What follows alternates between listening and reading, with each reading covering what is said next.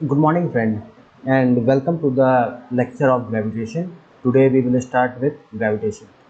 इसके पहले हम लोग ने क्या पढ़ लिया है? इसके पहले में हम लोग ने पढ़ लिया है। सबसे पहले न्यूटन फर्स्ट लॉ पढ़ लिया है। ओके, आपका न्यूटन सेकंड लॉ भी हो गया, न्यूटन थर्ड लॉ भी हो गया है। ठीक, लगे हाथ आपका न्यूटन फर्स्ट लॉ के न्यूमेरिकल्स आपको देख लेने हैं, सेकेंड लॉ के भी, और थर्ड लॉ में भी थोड़े मोड़े जो भी बनते हैं वो आपको देख लेने हैं। ठीक, और कुछ इम्पॉर्टेंट चीज़ें जो मैं बता सकता हूँ वो ये है कि इनर्शिया के बारे में आप अच्छे से देख लीजिए। इनर्शिया के बारे में सेकेंड लॉ से मेनली आपके सिर्फ न्यूमेरिकल्स ही आने हैं, और थर्ड लॉ से आपके आ सकते हैं कि थर्ड लॉ बहुत ही फेमस है, और थर्ड लॉ से आपके एग्जांपल्स आ सकते हैं कि बताइए इसमें ये क्या होता है, मतलब आप बोट से बाहर निकलते हैं तो वो क्यों पीछे जाती है, आप रॉकेट क्यों ऊपर जाता है, required velocity of the gun, ये सब थर्ड लॉ से आ सकता है। ठीक है, तो अब हम लोग जा रहे हैं पढ़ने एक नया टॉपिक, दैट इज़ ग्रेविटेशन। तो आइए स्टार्ट करते हैं। Okay, suppose there are two body of mass m1 and m2। ठीक है, समझ लो दो बॉडी है, mass m1 and m2, and if they are separated by a distance r, अगर उनके बीच की दूरी r है, ठीक है, तो they will attract each other. ठीक है, दे विल अट्रैक्ट ईच अदर, एक दूसरे को अट्रैक्ट करेंगे। क्यों अट्रैक्ट करेंगे भाई? अगर अट्रैक्ट करते तो हम लोग चिपक नहीं जाते दूसरे मास से। दे विल अट्रैक्ट ईच अदर, एक दूसरे को अट्रैक्ट करते हैं। ठीक है, अगर कोई भी बॉडी है जिसका मास m है, और कोई दूसरा बॉडी स्पेस में जिसका मास m2 है, ठीक है, और उनके बीच में अगर सेपरेशन r है, ठीक, तो they will attract each other by a force. ठीक, एक फोर्स से अट्रैक्ट करेंगे जो कि डायरेक्टली प्रोपोर्शनल होगा इनके प्रोडक्ट ऑफ द मासेस से, m1 एंड m2 के डायरेक्टली प्रोपोर्शनल होगा, and this gravitational force Fg is inversely proportional to the square of distance between the, जो भी इनके बीच की दूरी है, जो भी इनके बीच की दूरी है उसके स्क्वायर के इन्वर्सली प्रोपोर्शनल होगा। समझ रहे हैं? ठीक है, इसी को हम लोग क्या कहते हैं? ग्रेविटेशनल फोर्स कहते हैं। ठीक है, इसी को हम लोग कहते हैं ग्रेविटेशनल फोर्स। अ फोर्स, ठीक, जो दो मासेस के बीच में लगता है m1 and m2 separated by distance r, separated by distance r, एक फोर्स जो दो मासेस के बीच में लगता है m1 and m2 separated by distance r। ठीक है, तो उसको ग्रेविटेशनल फोर्स कहेंगे। m1 and m2 separated by distance r, gravitational force कहेंगे। ठीक, तो F इज इक्वल टू, हम क्या ले सकते हैं? F is equal to G m1 m2 upon are square. ठीक है, देखिए जब भी ये डायरेक्टली प्रोपोर्शनल का साइन हम लगाते हैं, या मैं आपको वो बताता हूँ, ठीक है, ये छोड़िए। ठीक, हम क्या कहेंगे, इन दोनों को कंबाइंड फॉर्मेट में हम क्या लिख सकते हैं? ठीक है, इन दोनों को कंबाइंड फॉर्मेट में हम लिख सकते हैं force due to gravitation is equal to m1 m2 upon are square. ठीक है, और ये प्रोपोर्शनैलिटी का जो साइन है वो जब हटेगा तो हम ऐसे लिख सकते हैं F G is equal to G m1 m2 upon are square, where G is any constant. G क्या है? G is any constant, G is कोई कांस्टेंट है। ठीक है, अभी यहाँ पे जो कांस्टेंट का वैल्यू है वो होता है ग्रेविटेशनल कांस्टेंट, ग्रेविटेशनल कांस्टेंट। ठीक, और इसकी जो वैल्यू होती है that is 6.67 into 10⁻⁻11 newton metre square upon KG square, that is the value of G. ठीक है, ये आप, that is a universal gravitational constant, यानी कि इसकी जो वैल्यू है पूरे यूनिवर्स में सेम रहेगी। जो जी की वैल्यू है वो पूरे यूनिवर्स में सेम रहेगी। इसको यूनिवर्सल यूनिवर्सल ग्रेविटेशनल कांस्टेंट भी कहते हैं, ग्रेविटेशनल कांस्टेंट भी कहते हैं। ठीक है, पूरे यूनिवर्स में इसकी जो वैल्यू है that will be the same, और उसकी जो वैल्यू होगी वो हमने देख लिया पहले से ही, 6.67 इंटू 10⁻⁻11 न्यूटन मीटर स्क्वायर पर केजी स्क्वायर। ठीक है, तो ये इसकी वैल्यू आती है।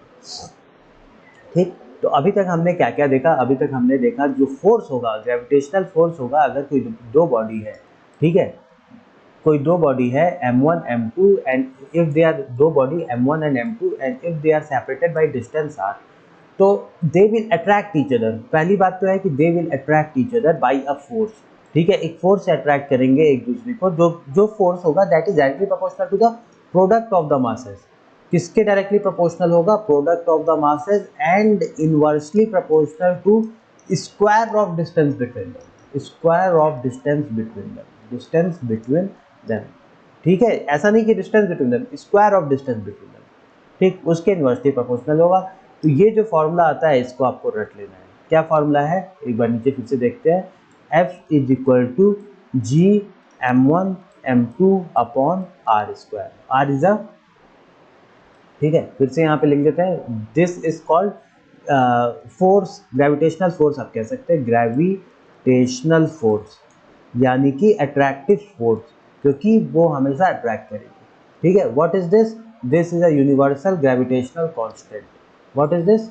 Universal gravitational constant, gravitational constant. ठीक है, इस पेन को थोड़ा मोटा कर देते हैं यार, बहुत हल्का हो गया है थोड़ा। आजा, ये वाला आजा, चलो ठीक है, universal gravitational, okay okay okay, universal gravitational constant. What is this? m1, m1 is equal to mass of body 1, mass of body 1। ठीक है, m2 क्या है? Mass of body 2, mass of body 2। What is r? r is a distance between them, distance between m1 and m2। ठीक है, तो इतना आपको याद कर लेना है, और आपको ये भी याद करना है g is equal to 6.67 into 10 की पावर -11। ठीक, सेकेंड चीज हम लोग देखेंगे अब। ठीक है, अब आपका एक और चीज दिखा देते हैं, what is the unit of G. Unit of G कैसे निकालते हैं? ठीक, क्या क्या पता है आपको? G m1 m2 upon are square. ठीक है, दिस इज अ फोर्स, तो इसका यूनिट क्या होगा? इसका यूनिट क्या होगा? If this is a force, इसका यूनिट आपका न्यूटन होना है। ठीक, आपको जी का यूनिट निकालना है, तो जी लिख दीजिए। m1, what is m1? m1 is mass, तो इसका यूनिट क्या होगा? kg इंटू kg, क्योंकि हम लोग सब SI यूनिट में लिख रहे हैं ना, SI यूनिट में लिख रहे हैं। ठीक, तो that will be, and what is r is distance, and r square that means metre, metre का स्क्वायर ना, distance, what is distance? This is metre. ठीक है, तो जी का यूनिट क्या हो जाएगा? ये इससे मल्टीप्लाई कर जाएगा, newton metre square upon kg square, that is a unit of G. ठीक, तो यहाँ पे हम लिख देते हैं SI unit of G, SI unit of G. ठीक है, newton metre square upon kg square. Okay, यहाँ तक आई थिंक अब सबको क्लियर होगा, समझ में आ रहा होगा क्या चीज़ है क्या होगा। ठीक है, कुछ कुछ चीज़ें जो एक इम्पॉर्टेंट बात है, important point about gravitational, about gravitational force. ठीक है, एक बहुत इंपॉर्टेंट पॉइंट है ग्रेविटेशनल फोर्स है कि gravitational force is always, gravitational force is always,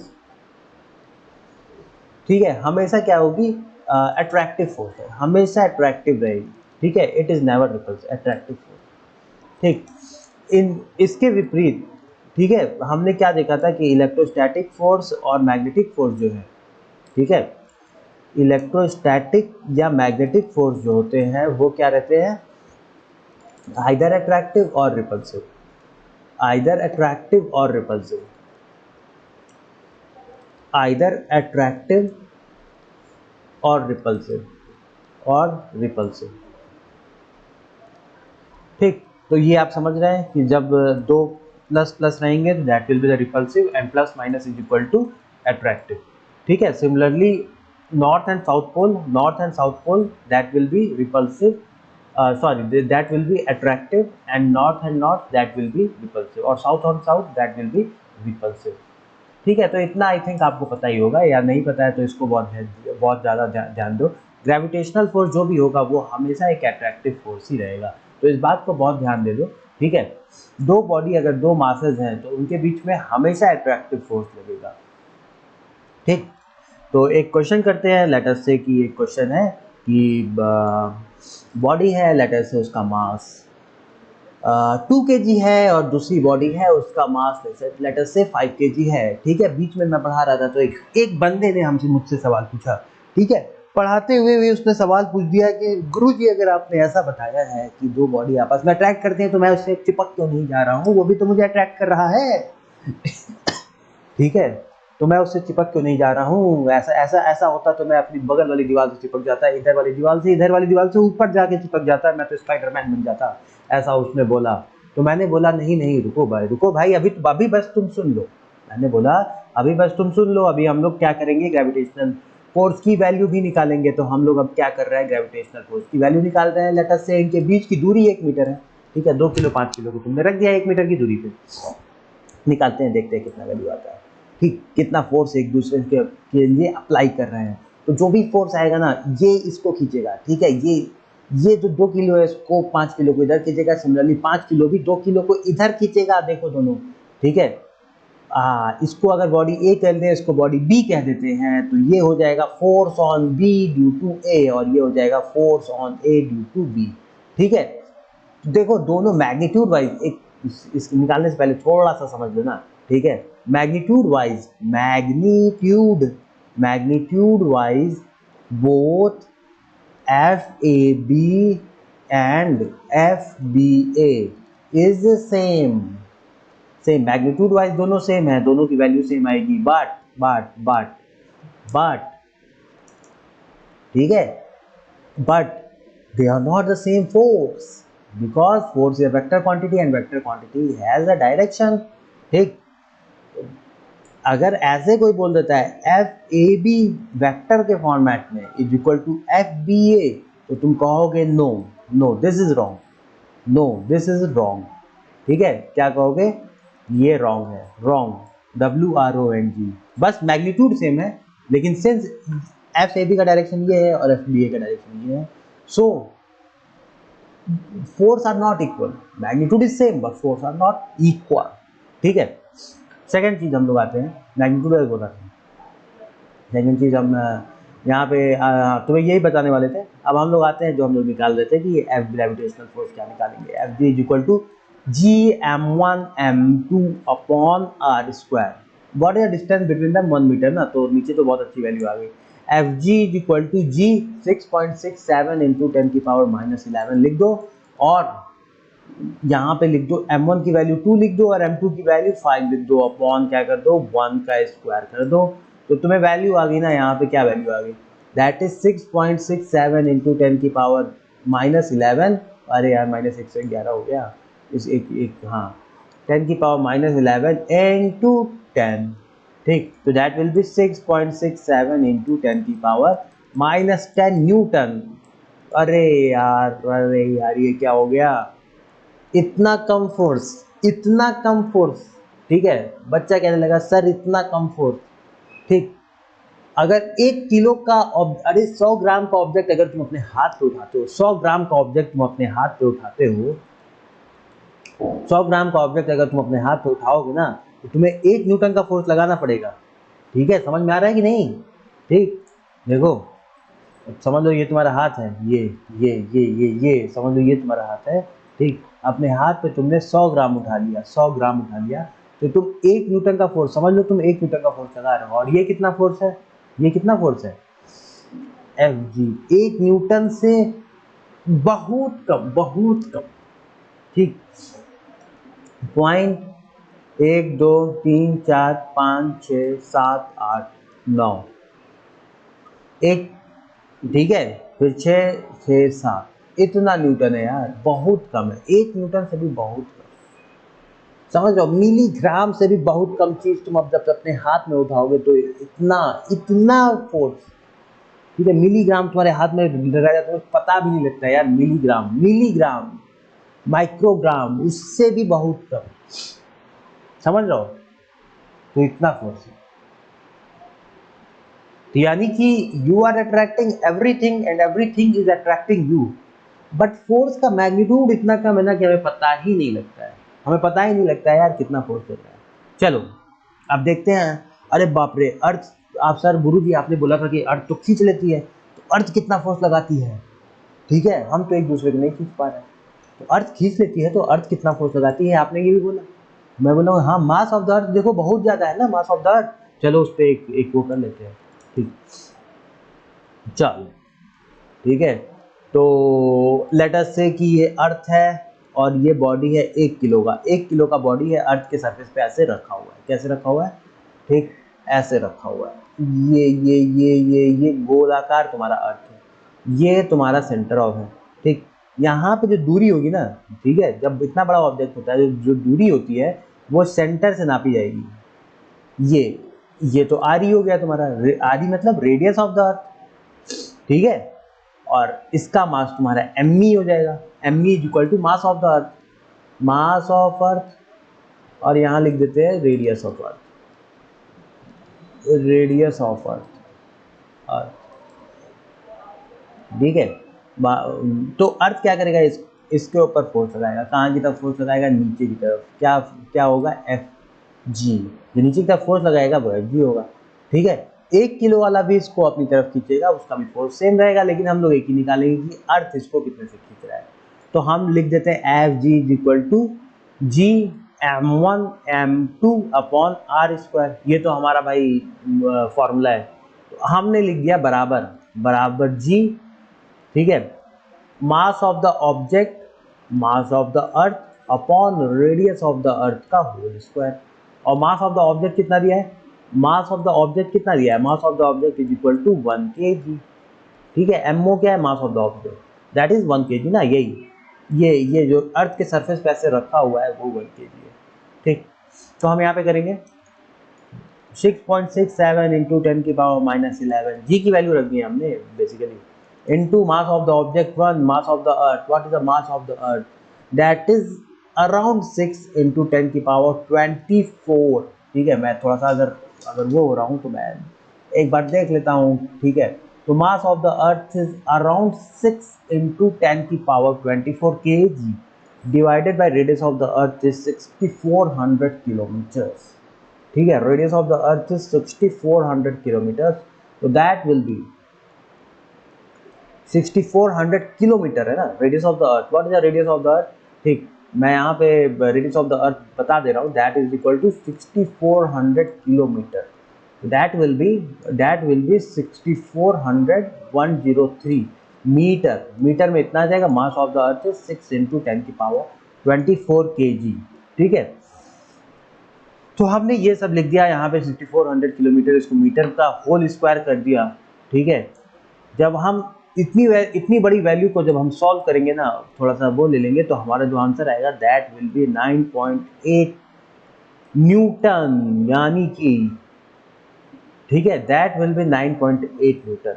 जो अर्थ है 1 किलो के ऑब्जेक्ट पे कितना फोर्स लगाएगा, दैट विल बी 9.8 न्यूटन, इतना फोर्स लगा रहा है, समझ रहे हो, ठीक है। यानी कि 1 किलो का ऑब्जेक्ट अगर तुम्हें अपने हाथ पे रखना है तो तुम्हें अर्थ के विपरीत उतना 10 न्यूटन के करीब का फोर्स लगाना पड़ेगा, तब तुम उसको अपने हाथ पे रख पाओगे, ठीक है, समझ रहा हो। चलो आगे बढ़ेंगे आगे बढ़ते हैं, एक और चीज तुम्हें बताते हैं, ठीक।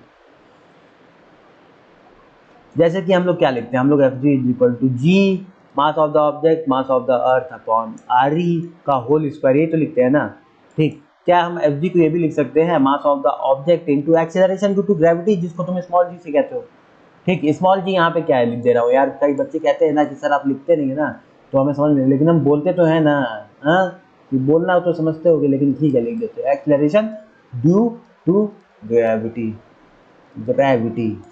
ठीक। चलो यहाँ से देखो, mass of the object mass of the cancel हो, तो हमारा बन जाएगा G M E upon are E का whole square is equal to G, ठीक है, that is acceleration due to gravity. तो जी आपका आ जाएगा, दैट मीन्स यहाँ से हम क्या कह सकते हैं, G is equal to G M E upon are E का होल स्क्वायर, और ये बन जाएगा हमारा again 9.8 metre per second square, ठीक है।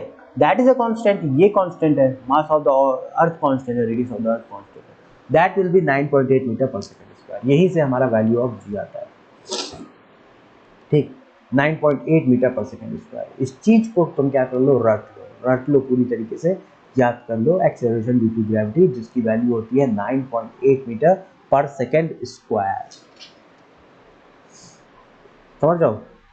चलो अब हम लोग एक कॉन्सेप्ट और पढ़ते हैं, that is a free fall concept, ठीक है। इजी है यार, फ्री फॉल में इजी है। फ्री फॉल में अगर देखो, कभी भी फ्री फॉल का कॉन्सेप्ट आ जाए दैट मीन्स कि एक्सेलरेशन ड्यू टू ग्रेविटी लग रहा है। आपके पास 3 इक्वेशन ऑफ द मोशन जो था, 3 इक्वेशन ऑफ द मोशन क्या था, ठीक। पहला क्या था, फर्स्ट इक्वेशन था v is equal to you plus a t. अब हम इसकी को चेंज करके हमको बताएं क्या करेंगे, हम लिख देंगे v is equal to you plus ji T. A की जगह सब कुछ को जी कर देना है, क्योंकि फ्री फॉल का कंडीशन है ना, acceleration due to gravity. Acceleration क्या होगा, एक्सेलरेशन वही होगा जो एक्सेलरेशन ड्यू टू ग्रेविटी है, v is equal to you plus ji t, ठीक। सेकंड में हम क्या लिखेंगे, s इज इक्वल टू, अरे यार इसको काले पेन से लिखना था, s is equal to U T plus half a t square, यही तो लिखते थे ना second equation of the motion. लेकिन यहाँ पे क्या हो जाएगा, जब फ्री फॉल की कंडीशन होगी, जब फ्री फॉल की कंडीशन होगी तो s is equal to U T plus half G T square हो जाएगा तुम्हारा। Third, v square is equal to u square plus two a s, u square plus two a s. तो third में क्या होगा, v square is equal to, थोड़ा सा गड़बड़ हो जाता है यार। देखो मैं सोच रहा था ना कि इस साइड वाले को इससे लिखूंगा, लेकिन ऐसा हो नहीं पा रहा है क्योंकि तो मैं भी थोड़ा सा उतना ध्यान नहीं दे पाता हूँ। चलो ठीक है, लेकिन इस साइड वालों को जब हम ऐसे लिखते हैं, अरे क्या कौन से पेन, हाँ, s is equal to U T plus A की जगह हमें हमेशा जी रखना है, half G T square, free fall के केस में, ठीक। ये था, तो यहाँ पे हम लिख देंगे v square is equal to u square plus two g s, ठीक है, समझ रहे हो। तो एक क्वेश्चन करते हैं, एक क्वेश्चन है, सपोज एक बिल्डिंग से एक बॉडी को गिराई जाती है, बिल्डिंग के बहुत ऊपर एक बॉडी को गिराई जाती है, लेट अस से इसका हाइट जो है वो 125 मीटर की है, बॉडी को गिराई गई, ड्रॉप कर दी गई, ठीक। फाइंड, हमसे पूछ रहा है find final velocity, find final velocity on hitting ground, on hitting ground, जब ये ग्राउंड को हिट करेगा तो फाइनल वेलोसिटी क्या होगी, हमसे ये पूछ रहा है, ठीक है। और सेकंड हमसे पूछ रहा है find time taken to hit the ground, find time taken to hit the ground, to hit the ground. Second हमसे ये दोनों क्वेश्चन है और ये दोनों हमें करना है, ठीक। तो पहले हम क्या करेंगे, पहले हम सेकंड वाला कर लेते हैं, find time taken to hit the ground. Body यहाँ पे, यहाँ से यहाँ तक की दूरी कितना है, 125 मीटर की दूरी, उसको क्या करना है, कवर करना है, ठीक है। और यहाँ पे देखो ड्रॉप किया जा रहा है, अगर ड्रॉप किया जा रहा है तो that means initial velocity is equal to zero, initial velocity is equal to zero, यही तो है ना, फाइंड टाइम टेकन। तो हम क्या करते हैं, s is equal to U T plus half G T square में इसको डायरेक्ट रख देते हैं, देखते हैं क्या होता है, ठीक है। तो s की वैल्यू हमें पता है, s की वैल्यू कितनी है, 125 मीटर, u t, यार इनिशियल वेलोसिटी जब जीरो हो गई, जब initial velocity u is equal to zero हो गया तो ये पूरा वैल्यू जीरो हो जाएगा ना, ये पूरा कट पिट के जीरो हो जाएगा। तो हम यहाँ पे लिख देते हैं बस हाफ जी टी स्क्वायर, ठीक। और हाफ जी की वैल्यू हम रखेंगे ना 10, क्योंकि 9.8 रखेंगे थोड़ा सा आंसर बेकार जाएगा, तुम लोग 10 ही रख दिया करो, ठीक है। जब इसको आप सॉल्व करोगे ये आपका आएगा 250 upon 10 is equal to t square, that means t is equal to 25, अरे sorry, t square is equal to 25 और t is equal to 5 second. 5 second आपका लगेगा ऑब्जेक्ट को कहाँ से, सबसे ऊपर से जमीन में ड्रॉप करने के लिए। कितना सेकेंड लगेगा, 5 सेकेंड लगेगा। सेकेंड हमसे पूछ रहा है कि final velocity on hitting ground. Final velocity हम कैसे लिखेंगे, ठीक है, हमारे पास क्या है, v is equal to you plus ji t, यही तो है ना। तो v final velocity is equal to u, initial velocity is equal to 0 plus g is equal to 10 into time कितना लगेगा, 5 second, that will be the 50 metre per second. 50 metre per second is the final velocity on hitting the ground, ठीक है। तो I think free fall की जो condition थी वो आपको बहुत ज़्यादा क्लियर हो गई होगी, ठीक है। एक टॉपिक और बचा है, that is a mass and weight, and we will take that topic after this. इसके बाद हम लोग वो टॉपिक भी ले लेंगे। Thank you for coming. Video को अच्छा लगे तो लाइक, शेयर और सब्सक्राइब करना ना भूलें, ठीक है। और आपके लिए मैं हमेशा ही इस वीडियो पे और भी कई वीडियोस लाता रहूँगा। Thank you.